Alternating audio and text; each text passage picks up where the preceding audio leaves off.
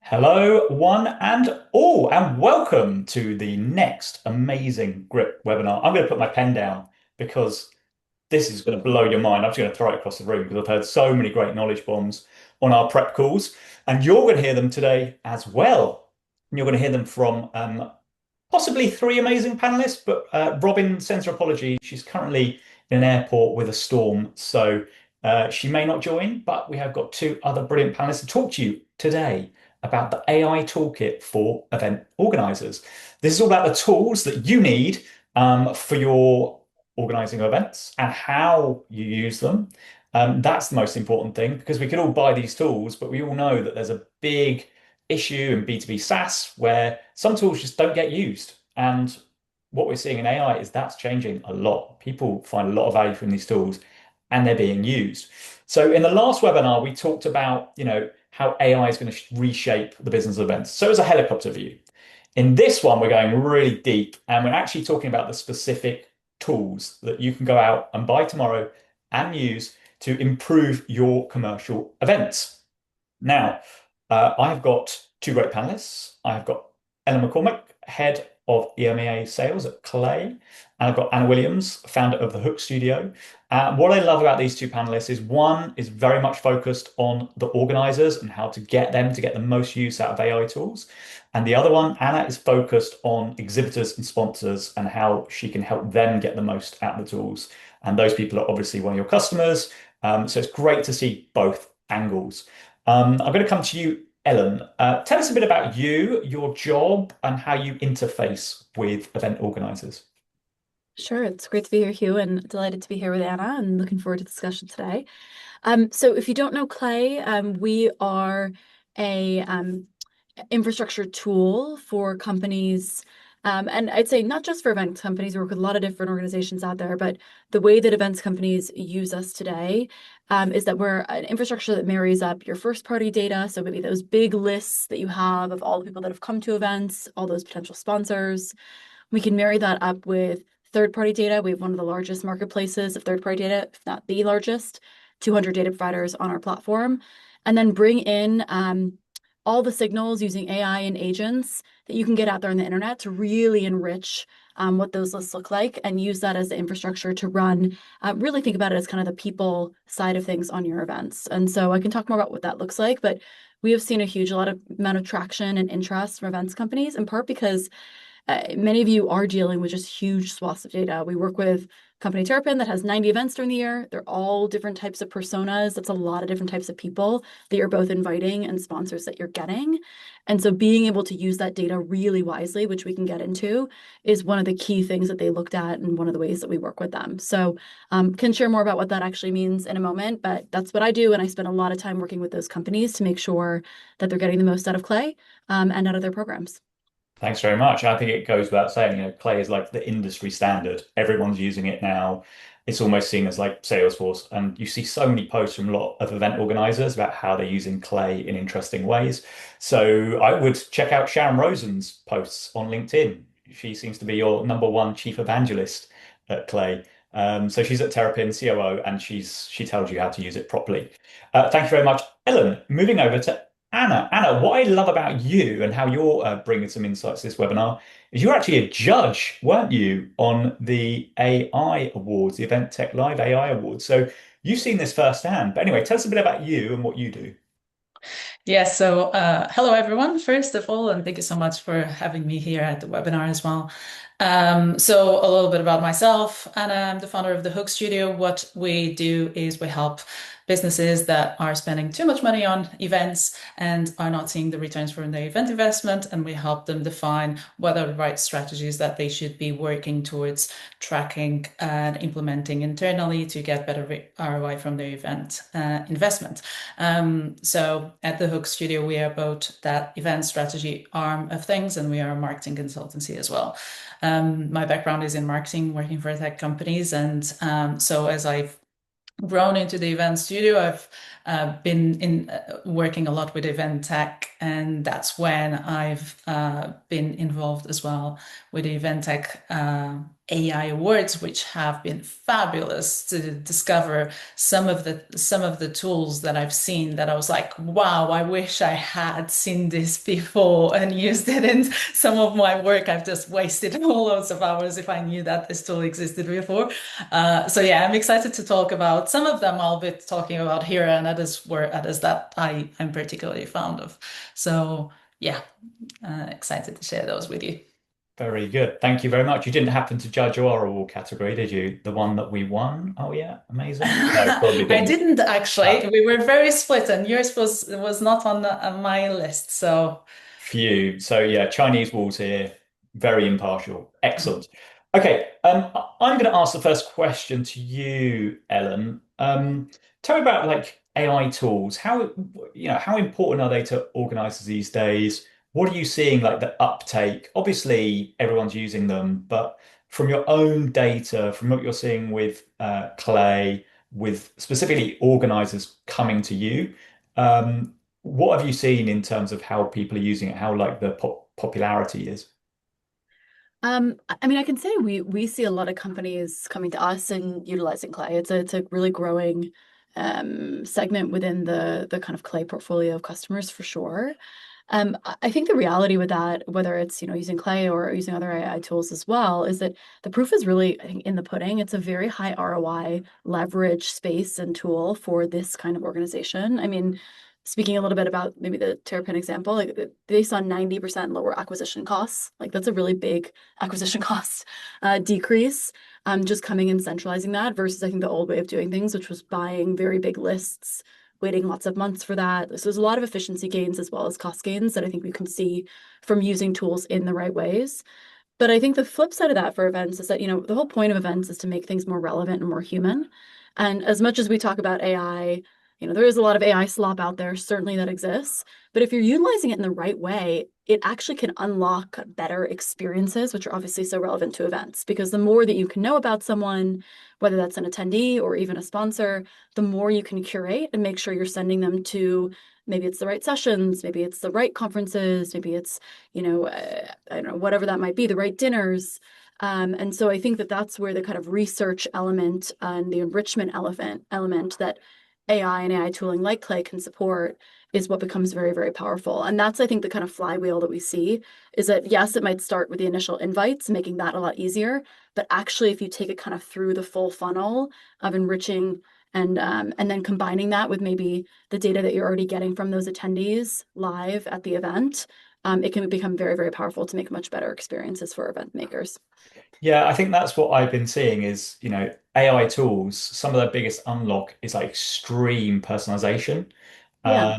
And it's something, I'm going to pretend to be Robin throughout this webinar. Something she mentioned on the prep call was, imagine a world where you could create individual landing pages for each prospect, whether that's an attendee, sponsor, exhibitor, that's absolutely personalized to them. And they've got their own mini website and it's got everything they need on it at scale. And I don't really think, I mean, people have done it before, but they've not done it to the levels that we're seeing now with AI and the data that's being pulled in to create these amazing experiences. And that's just the first start, isn't it? Like you were saying, you could then tailor the whole event experience to them.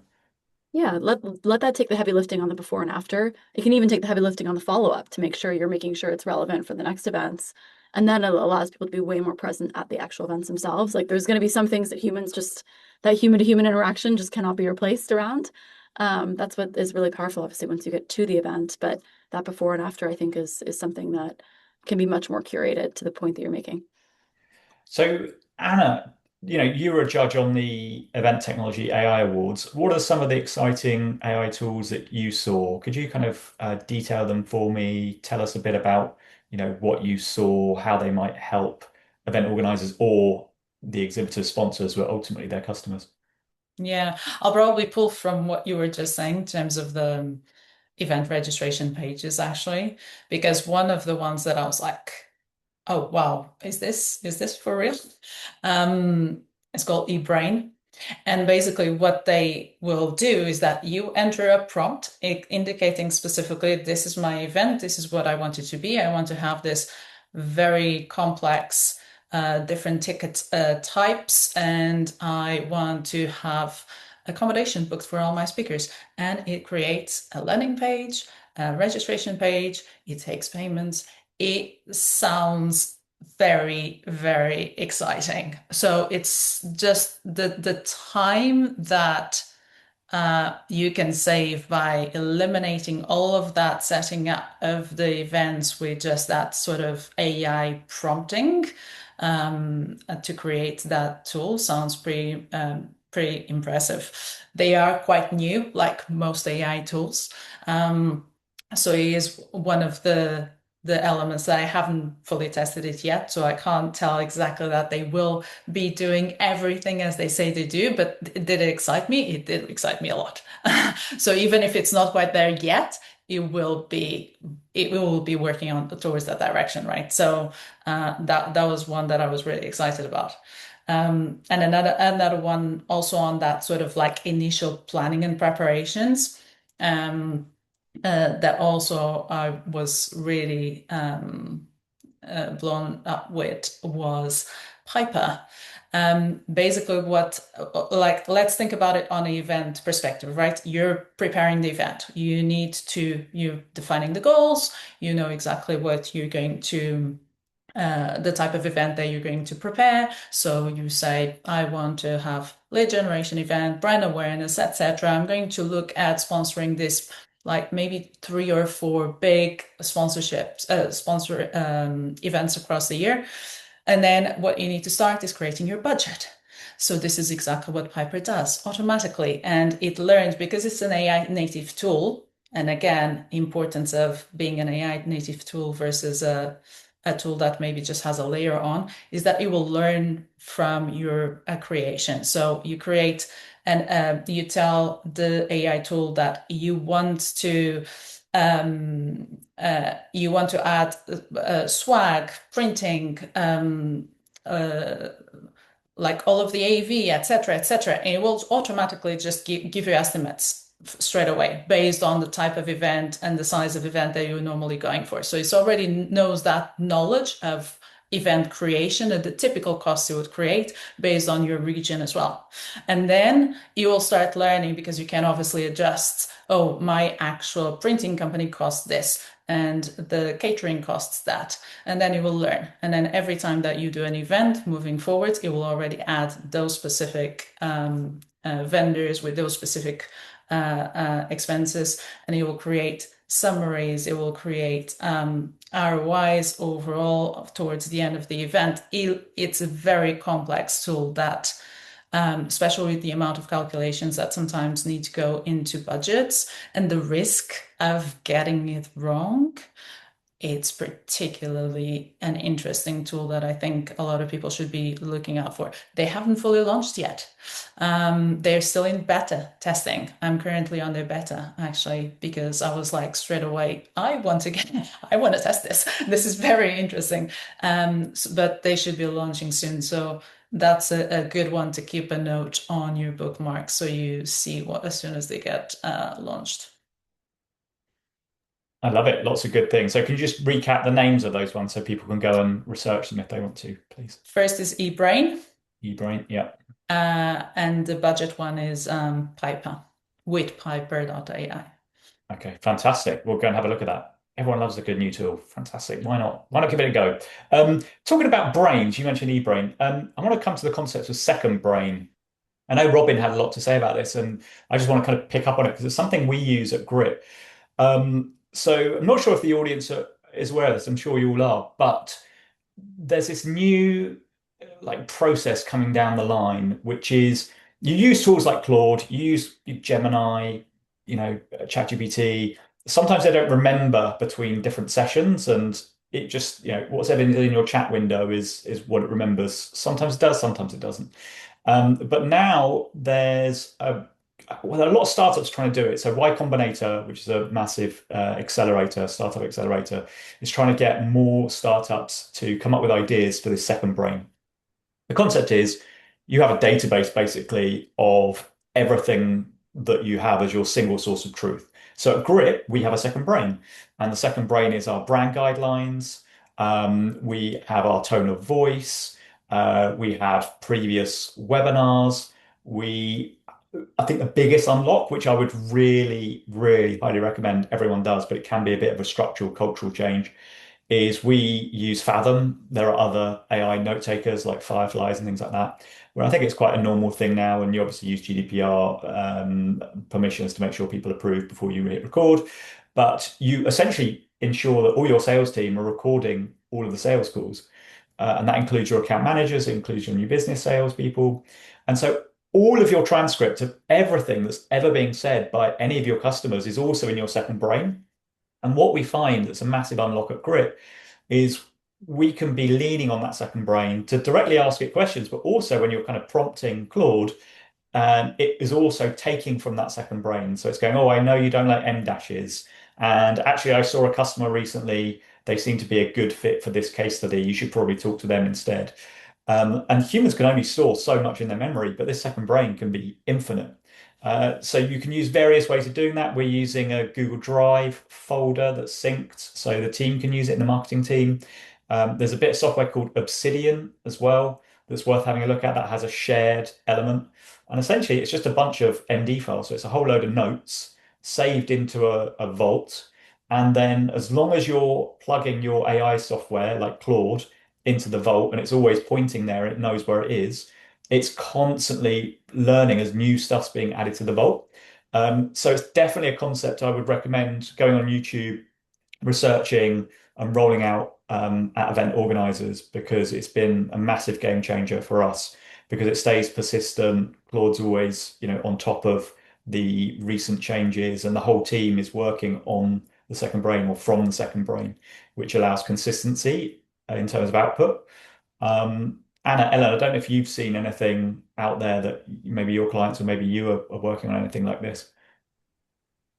I can speak a little bit to sort of how we set up our infrastructure at Clay. We are an AI native company and organization. We've really grown up in the last 2 years, so we've benefited from a lot of our infrastructure. We dog food what we preach, so we get to sort of build on a lot of the AI native tooling. I think what you're describing, Hugh, is very similar in many ways to what we do. And yes, we get consent on it, but we record everything. We also use Granola for notes. We use Gong for recordings. Having a lot of that is very, very powerful because even if you think about, maybe one of your reps who's, reaching out to organizers or sponsors or something, those people, they filter through. They may leave the business. They may leave with a lot of knowledge. If you have everything that they've done in call recordings in Granola somewhere, usually those types of individuals, like even on my team, people aren't great at updating maybe your CRM or your databases, and so it does it on their behalf. It makes it very powerful to have that saved somewhere. I'd say if you're not sort of ready for the full thing, also just starting to build some of the skills in Codex or in Claude and making sure those are shared across the team. That could include things like brand guidelines. We use that within Claude Design today, so it automatically pulls our brand guidelines as we're building things in Claude Design. But the shared skills also allow us to have a bit of a unified voice. I'm hoping we can one day bring back the M dash, Hugh. I'm sad that AI has taken it away from us. So No. one day maybe we can bring it back. Um, but I'd say a lot of that sort of thinking about the challenge I think with a lot of this tooling is the danger zone is that you have a million different people in your organization all using it separately and differently.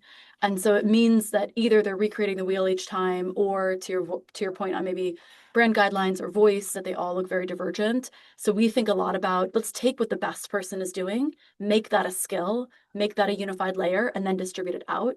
It kind of continuously raises the floor for everyone on the team. So that's the kind of thesis that we think about as we're building that sort of centralized hub and making sure that you have some sort of unification layer and someone looking at that.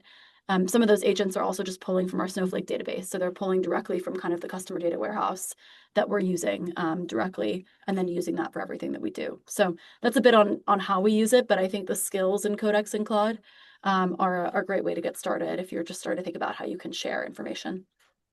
Yeah, I completely agree. I'm glad you touched on skills. So, if anyone knows, skills are these MD files. So essentially they're just text files, and it helps an AI tool like Claude or Codex or, ChatGPT to essentially have repeatable automated tasks. based on some instructions that you gave it previously. And you can work with Claude to start the skill. And I completely agree with you, Ellen, that you find the best person doing the work and you don't replace them. You basically help automate what they're doing and make them even more impactful.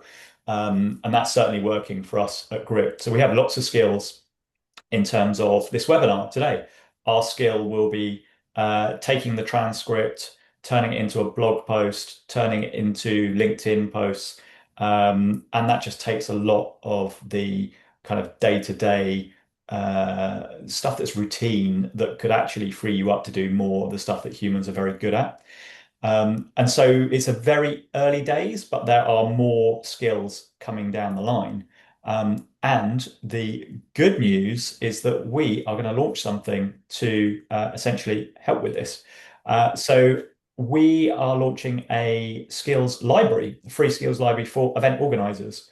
So I'll put it in the chat, but basically, if anyone wants access to it, it's going to be called eventskills.ai. Not ready yet, but please put in the Q&A skills, write in the Q&A skills if you want to see it. And I will share that with you and get you early access to it. And I'll show you a bit of what it looks like later. Anna, are you using skills? Are your clients using skills? How are skills being used in your world? So I was going to actually refer to the GPTs actually Mm. from ChatGPT as a very simple way for people to still use their second brain, and that most people now have access to. So sometimes people are like, oh, how do I create this? How do I create that? So it's just really simple. You literally go into ChatGPT and the GPTs and you create my own and you tell it, I want you to be my content event producer that will help me define what are the best types of content for this event and who should be the speakers that I should be targeting and I should be going after that are in really relevant for what's in being talked about, etc. Now, and then you just add into your custom GPT all of the information such as past sessions, the sessions that worked the best performing ones. You enter any information about your event and the type of audience and what they like and what the surveys have provided, etc. So it will give it also some indication of what they are interested in, what your typical audience is interested in. And then you can start asking it questions. And it's like, okay, based on all of this knowledge that you now know, and considering that we're going to focus this next event on AI for event organizers, please tell me what could be really good speakers to talk on this topic, and what could be really good teams, etc. And then as you go along, you just start feeding any more information. You go back to the admin and add more documents, etc. You just stay there forever and it just grows the knowledge with you and it will continue giving you relevant information. So I would say that's a really nice and easy way for most people to get started on that idea. I would just add to that to kind of check out all the MCPs too, so the connections to those layers as well. Because I think to that point, and I would totally agree with you. I think there's great ways to be really sourcing and having those conversations with AI to make you smarter. A lot of what we get really excited about is then plugging in something like a Clay MCP, which then says, okay, now that I have that list, go get me the contact information and the emails. And you can actually just do that directly in your preferred LLM tool these days versus having to go out and use different tools. And so that's another very powerful way to kind of bring all of that workflow into one singular place. I love it. And the other thing that we're doing at Grip in the marketing team is, you get influencers sending you the latest, greatest way to do something. So, for example, Julia Solaris is writing some great newsletters. You could have a skill that is automatically pulling in uh, emails, giving you all the tips and hints that then go into your second brain. So that then the second brain's learning over time what the state of the art is in terms of it could even be GTM. So there's a lot of people writing GTM newsletters telling you exactly what to do, how to use Clay and get the most out of it. So then your second brain, your agent, your skills could be pulling in those emails automatically from your browser. So you could have a Claude browser extension. So Claude is connected to your Gmail. That could be pulling in the emails, looking for the ones that are giving you all the tips and hints, pulling the skills, pulling it into your second brain. And every time you come to do that task again, it's learning over time because it's learning from these influencers. How awesome is that? So yeah, so I think there's loads of ways to do it, but we are really in this early stage where, MD files, it's when you look at them, they just look so janky. It's like 1996 and the internet hasn't really taken off yet.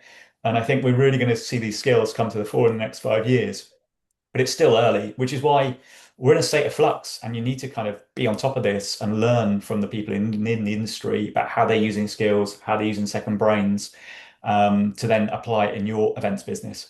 So I've seen a lot of you have written skills in the Q&A. Thank you very much. You are going on our wait list and we will get you early access as soon as it's ready.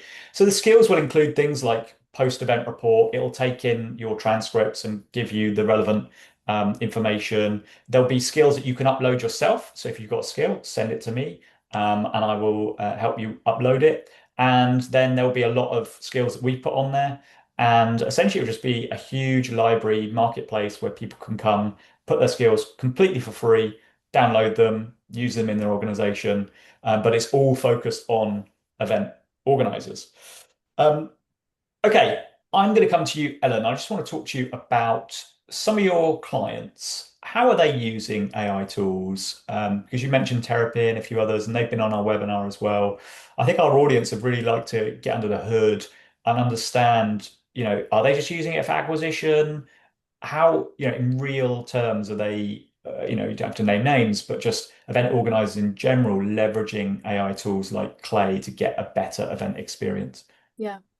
It's a good question, and of course, I'm not on their side, so I can speak to sort of what we see, but I'm sure that there's other things they're trying out and utilizing internally.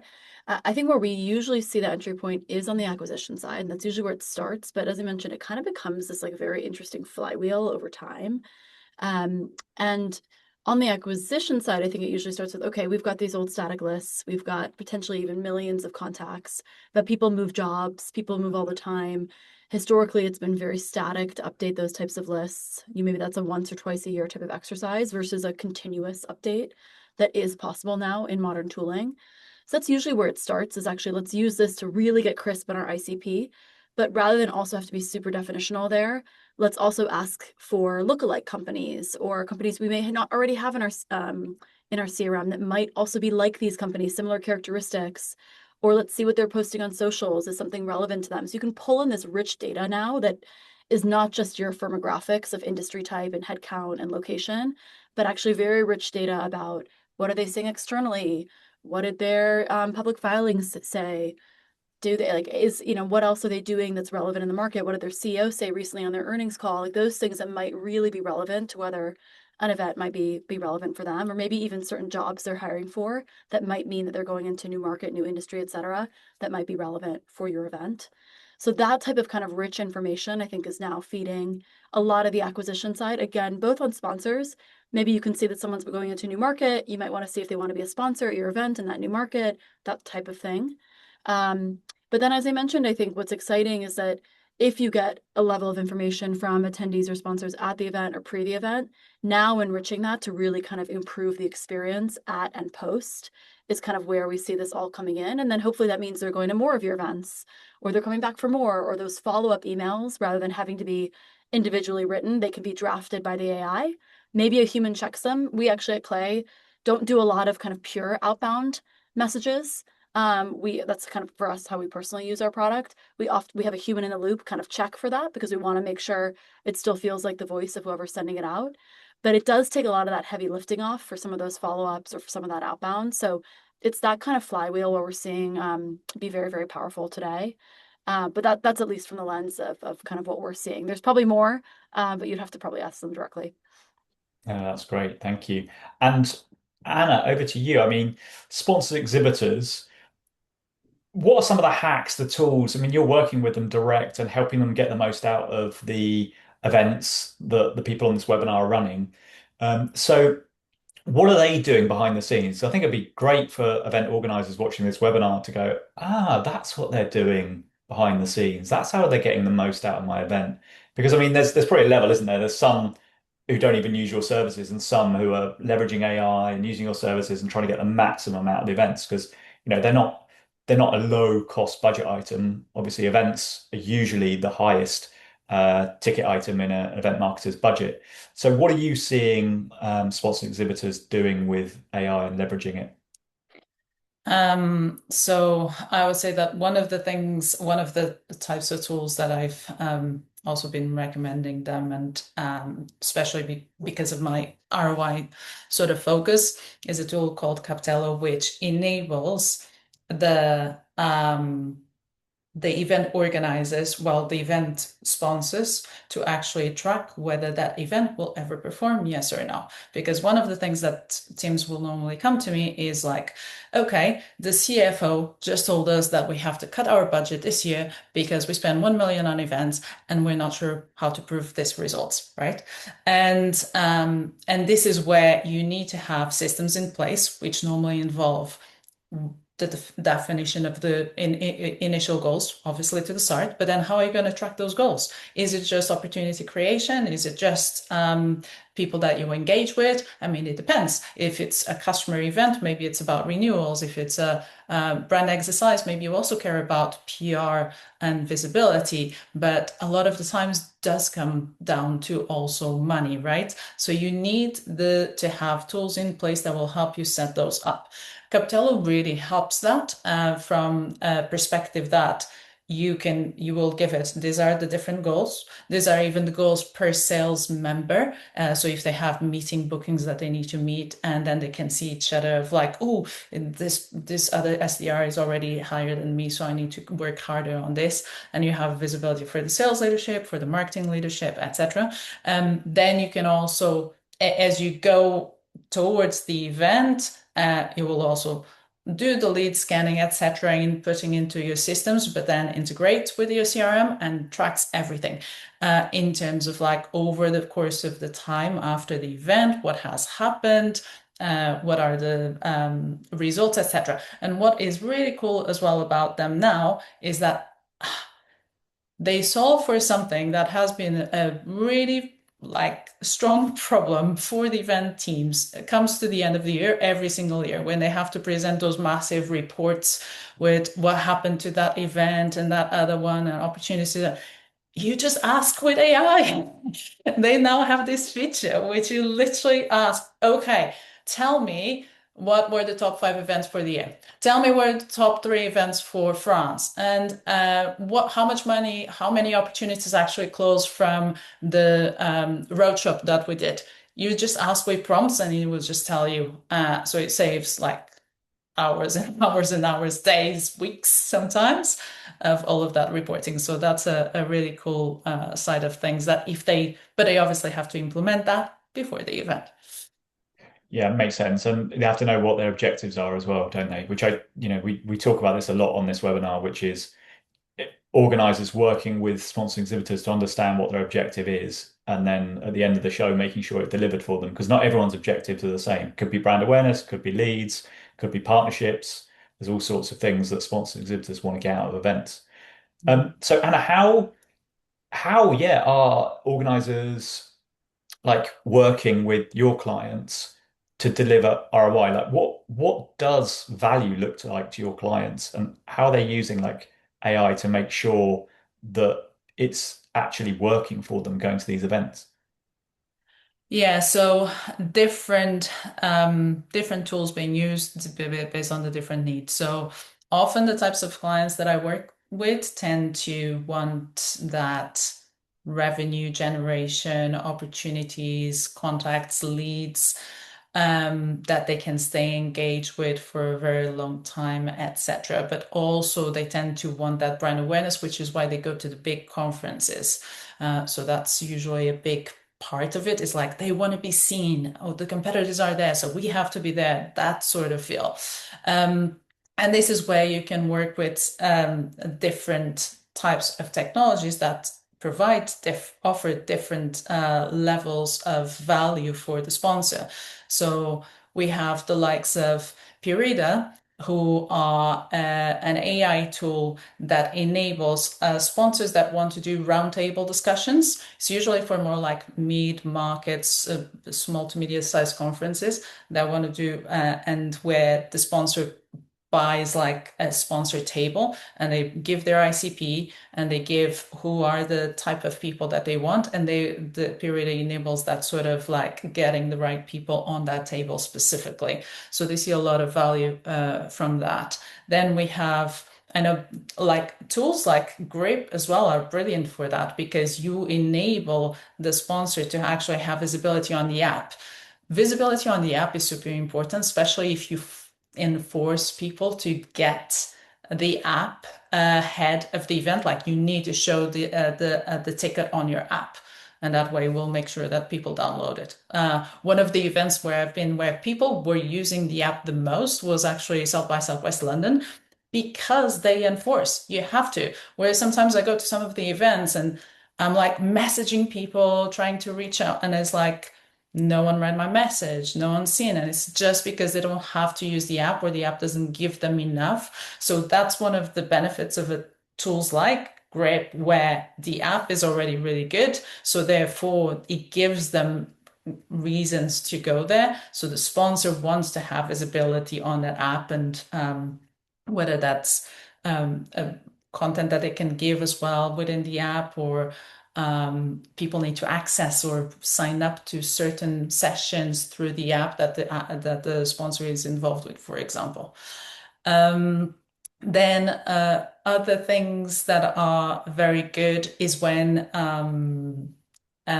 content related.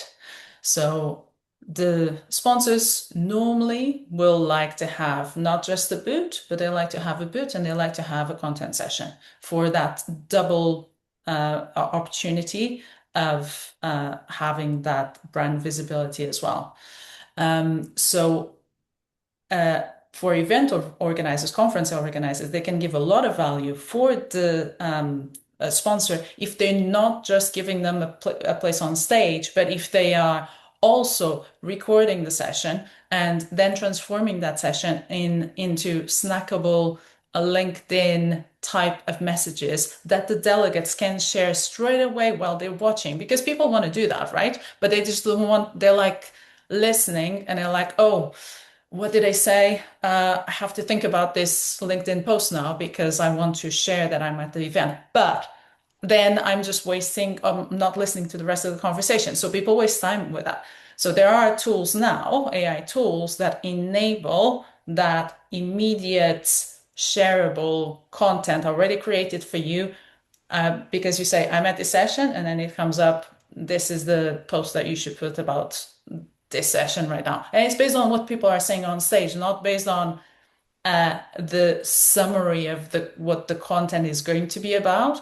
They listen to it, they are transcreating. If there are people on the audience that are from a different language, they can translate them straight into their ears, which I think it's absolutely brilliant. Totally takes away that barrier. And then it can also create, they can create reports that they can self-sponsors, because then they're saying, okay, you are not only the speaker at this event, but we will create the video, we'll create a report for you after that will distribute with our audience long after the event has taken place, which will therefore give you a lot more value. Plus, I will also give you the tracking so you can see how many people actually read the report, engaged with the report, etc. And I'm saying reports, but it could be white papers, it can be blogs, they can be podcasts. So these tools are enabling the creation of transforming something that a session on stage into all these different types of content. And that's brilliant. And I have two tools that are quite similar, really, in that aspect, which one is called Rosy Synopsis, and the other one is called Voxo AI. So both of them quite similar, but with very, very good capabilities as well. Also won a few awards at the AI Awards. So can you just quickly, for our audience, name those tools again? Because that first one, I kind of missed that. That sounded amazing. It wasn't pre-magic, was it? Or was it something different? Rosy synopsis. Oh, so that does the one where you can share what you're seeing on screen Yeah, you can in share talk. translates. They both do very similar things. They both kind of transcreate, translate, etc. So both of those tools do pretty much most of the things that I mentioned. Um, Rosie with a Z, synopsis, and then the other one is Voxo, VOXO. Great, thank you. If you're able to post those into the chat for everyone, that would be really useful while I come to Ellen and ask her a question about personalization. But while I do that, I was actually just gonna add maybe two things on top of that here that might like things that oh, have been really please. helpful for our team and events. This is super just like basic, but we use Whisper Flow a lot, which is just like you're so meeting so many people that it's hard. And we have a channel for any of those events where people go in, they say, I just met this person, this is what we talked about. Here it is. It takes 10 seconds, but the voice to text just means that we can actually follow up really quickly and have that in. And that's the requirement that we would say to anyone who's at the events. So for whether that's sellers or ClayDRs or SDRs or anyone like that. And then the other tool that's really useful for us is something called Dust, which actually pulls from all of our internal databases, our Salesforce instance. And so if I meet someone, I'm not sure if they're a customer, if we have a deal with them, something like that, I can just go into Slack and say at Dust, is so and so a customer? And if so, what's the latest with them? And I can get that back right away. So those quick abilities to kind of get context both lets you track who you're speaking to on the voice to text, and then also make sure you have context in real time in a way that I think historically was just harder. You would have to log into Salesforce and figure it out. That's been really just tactically helpful for our teams to actually get high ROI at events.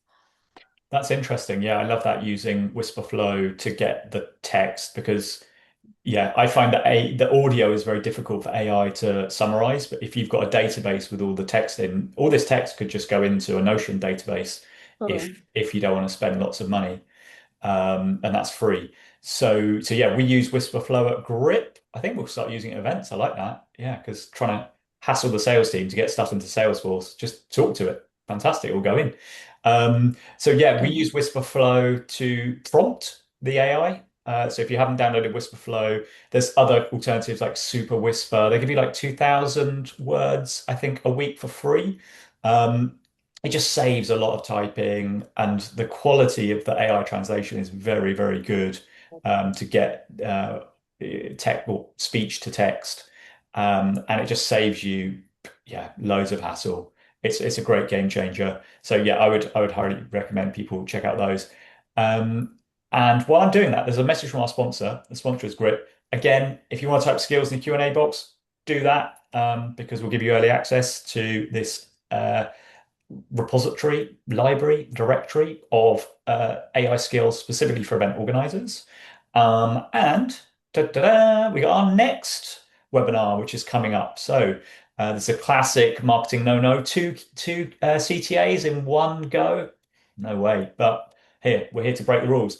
26th of August, we're seeing Rhiannon James. She is a big dog in the events industry. She is the group president at Questex. So what she doesn't know about AI is and events is not worth knowing. And then Alex, he's the head of technology at HumanX, which is the fastest growing AI event in the world. They got one in, oh, I want to say definitely in Vegas and maybe one in Barcelona too, one in Europe anyway. So this is meeting engineering. This is a new term we're coming up with. So think about GTM engineering. This is the new way. I think Clay, you came up with that term, didn't you? Which is the way for people to essentially do sales and marketing at scale with data, with AI. Now we're seeing people using AI data at scale to create meetings at their events. So this is all about meeting engineering, how to use AI-powered connections and how they are then rewriting the event outcomes. So improving your event outcomes with AI, with meetings, it's going to be a good one because both those people have huge meeting programs and they're big fans of meetings at events. So please do scan the QR code. I'll stick the little registration URL in the chat.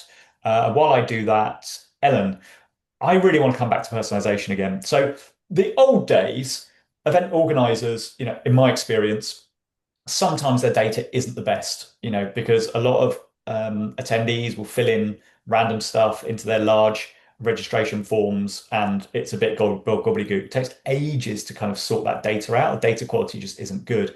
But now you're able to provide them a fire hose with data quality. So what I want to know is, how are event organizers doing personalization? So, like a specific example, are they using personalization to get more attendees?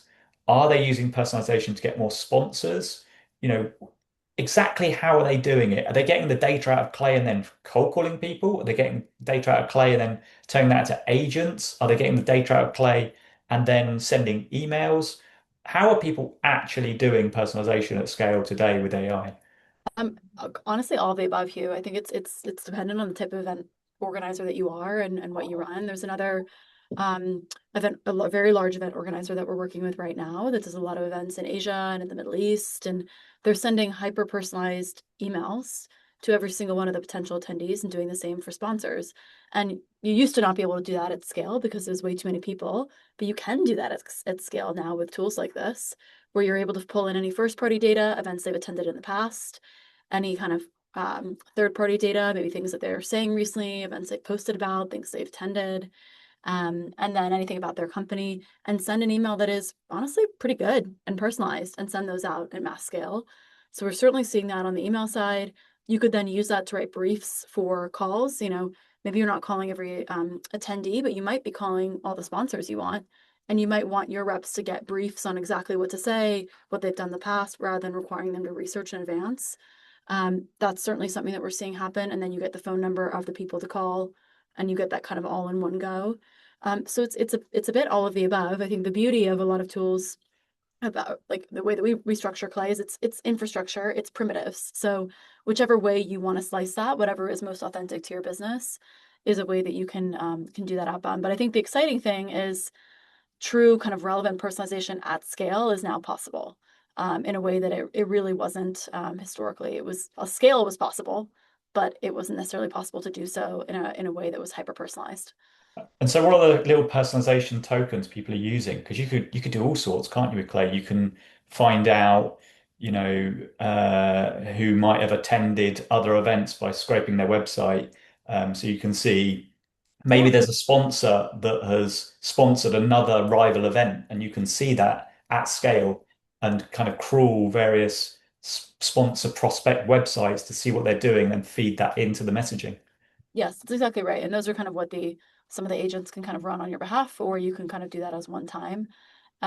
So maybe there's someone who's spoken at events, you want to get them to speak at your events, you can reference other events they've spoken at that they might be relevant. It kind of spans the gamut. Pull things that they've posted about, pull things that are relevant to the company.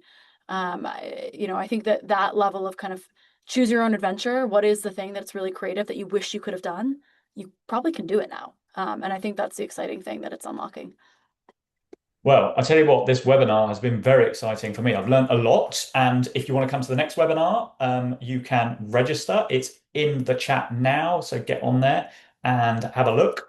We will post I tell you what, when I send the recorded webinar to everyone, I'll get the tools and I'll put it in there as well. So you can see and you can follow up with those if you want to try them out.